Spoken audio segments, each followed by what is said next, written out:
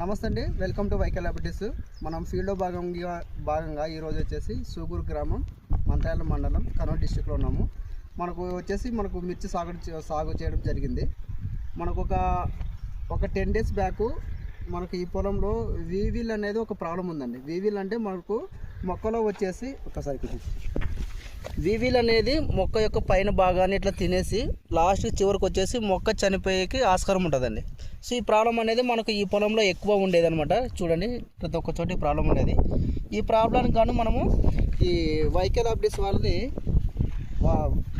వాయంత granules అని మనము use చేసామన్నమాట. యూజ్ చేసిన వల్ల ఆ ప్రాబ్లం అనేది వీవిల్ ప్రాబ్లం అనేది పూర్తిగా కంట్రోల్ అయ్యింది.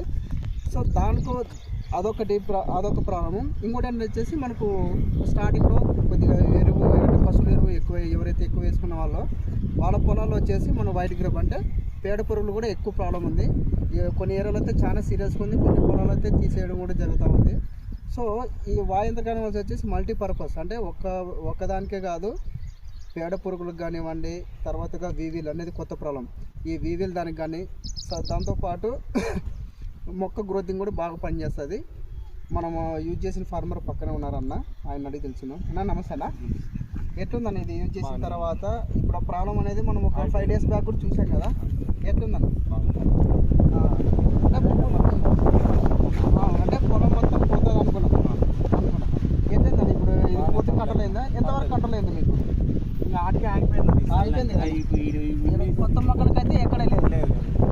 ఈ ప్రాబ్లం వచ్చేసి ఆగిపోయింది కదా. అంటే చేరైతే పోయే స్టేజ్లో ఉండేది.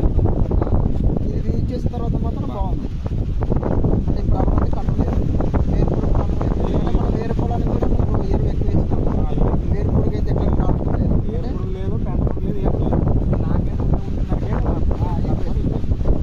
బాగుంది అంటే. సో ఫార్మర్కి ప్రతి ఒక్కటి యూజ్ చేసుకోవచ్చు.